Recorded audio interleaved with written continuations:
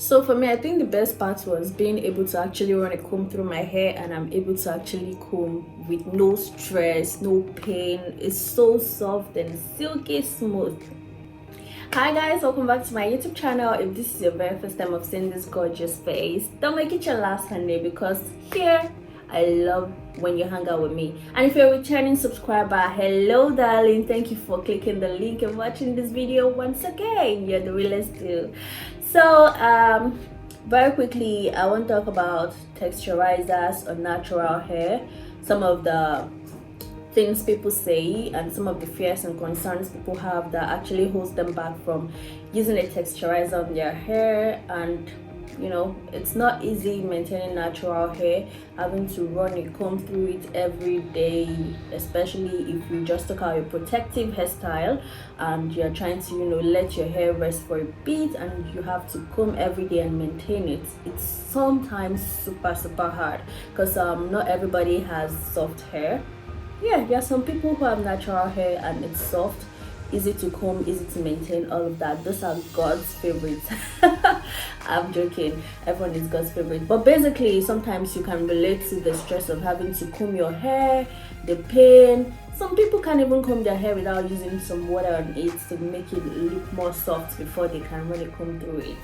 So for me, I think the best part of having to use texturizer on my hair was the feeling of being able to comb my hair easily, and the hair lies down. Can I say lies down? And the hair is actually, you know, silky smooth. It lays perfectly. And but that's not all I'm going to be talking about today. So let me get into the meat and potatoes of today's video, which is things to do before applying the texturizer on your hair.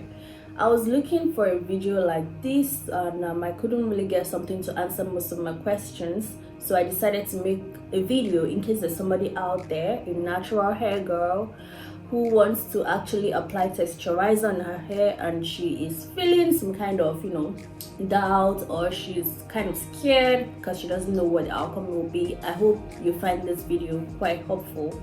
So first things first, before applying texturizer on your hair, you have to find out the right kind of texturizer. Ensure you're getting a product that actually has, you know, lots of 5-star compliments.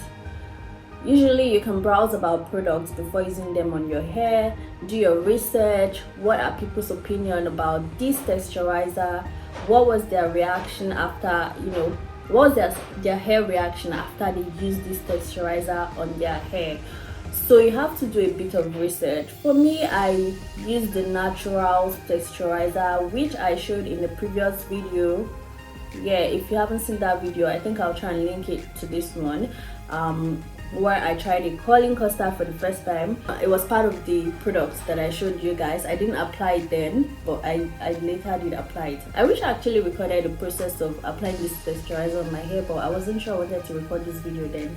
But now, anyways, I'll try and get the picture, link it, or link the video so you can see the products. It's by Naturals. The texturizer I used was by Naturals, and in the pack it contained some shampoo, an air conditioner for aftercare, and then a tiny box where the real texturizer was.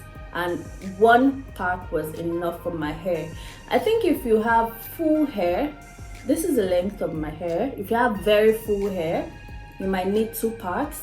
But for me, I used just 1 pack and it went through all the hair. It was sectioned into 3 parts, 1 at the back and 2 here in front. So stylist, she ran the texturizer through my hair, combed it well, you know, kept stretching out the roots. One thing about texturizing your hair is you're trying to actually focus on the root, the new growth under your hair, not the one that is already out there. You're focusing on the ones that are coming out. It's like you're trying to stretch it. So get the right product. Basically, I use Naturals and it worked for me. Then number 2 thing to do is comb your hair. Before you get your hair texturized, please ensure that you comb it. Don't just leave it uncombed and thereby making it more painful when you go to get your hair texturized. Because in the process of trying to comb it there and applying, you might hurt your scalp. So ensure that you are combing your hair prior to getting your hair texturized. Comb your hair well, make sure it is well combed, soft and easy to walk through when you go to the hairstylist. Do not apply any hair dye. I actually have hair dye, but this is one that I applied months back. I didn't apply it recently. So if you're trying to get your hair texturized, ensure that you are not using a dye a week before or using hair dye a day before. Yes, do not use any hair dye on your hair. What hair dye does is that it actually makes your scalp more open, because the process of applying hair dye is sometimes hurtful because it's chemicals. Everything is chemicals, and also your scalp is still fresh, and applying texturizers might actually hurt you at that point because your scalp is still tender. So do not apply texturizers if you just got your hair dyed a week before or a day before. Don't. It's going to hurt you. Also, do not wash for at least a week before applying your texturizer. If you're planning on using a texturizer on your hair, you should not wash your hair a week at least. For me, I didn't wash my hair for a week. I just left it, was combing it, working through it, and basically just leaving it to be there till I was ready to go texturize it. The reason why I'm saying this is because when you wash your hair, the hair actually produces natural oils that protects or helps with your hair growth. So if you are washing your hair, you're washing out all those oils, leaving your scalp exposed. So when your scalp is exposed and you use a texturizer on it, it's going to actually hurt you. Also, another thing not to do is itching your scalp. I know sometimes after you take out your braids, you have this urge to itch because you have so many build-ups in your hair. There's dandruff sometimes for most people, but do not itch your scalp, honey, because you're going to be hurting yourself when you apply the texturizer on it. And so many people are like, should I texturize my hair or not? I think it all depends on you. For me, I wanted to texturize my hair because it was getting so much harder to comb and maintain my hair. The curls were too tight. It was not easy. There was no shine to my hair.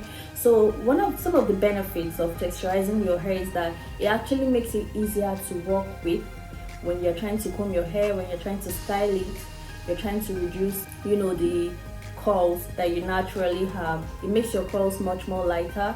It's not bulky, it's not heavy, and you can easily manipulate your hair and it's going to work. For me, the best part was actually being able to run a comb through my hair after, and also the fact that my hair feels more lighter. And there's also this my hair is more longer because I feel when she was running the comb through the texturizer, my hair was stretching out the new growth, making it add more length to my hair. So it is true when they say texturizers actually increase the length of your hair. That is true.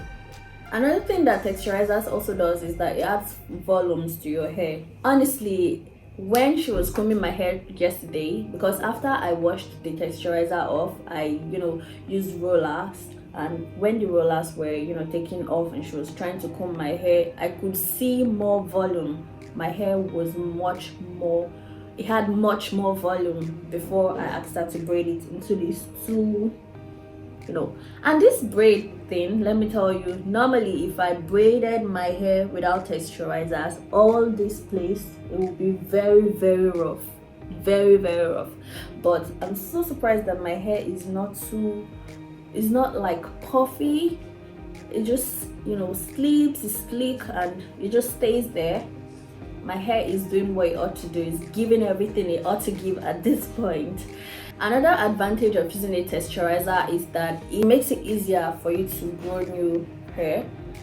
Unlike when your hair is not texturized, it kind of feels like you're not seeing any progress, you're not seeing any length, you're not seeing anything, like the shrinkage is there. But with a texturizer, you're able to see more growth. It's more obvious when your hair is actually growing. Also, texturizing makes it easy to detangle your hair and try new styles. You're able to try new styles because we're restricted with natural hair sometimes. If you make styles like, let's say, stitch braids, for example, because they're the new thing now. When you make stitch braids with natural hair, I give it a week highest. Before you know, it's all coming undone, the lines are closing up. But with a texturized hair, I feel like you are going to be able to carry these styles for longer periods. It's going to last you much more longer, unlike untexturized hair. So I hope you find this video helpful if you're looking to texturize your hair, or if you want to try something new with your natural hair, work more with new styles on your natural hair, or you just want it to be easy for you to detangle and work with your hair. If you want a more straightened hair, you want to see more volume, a new look, new growth, more length, then try a texturizer. Don't forget to find the perfect one for you. Do your research first. And if you have any questions, let me know in the comment section. And if you've used a texturizer on your natural hair before, let me know what your experience was like. Thank you guys for watching, and if you haven't subscribed yet, please hit the subscribe button to see more videos as they come up. See you in my next video. Bye my loves.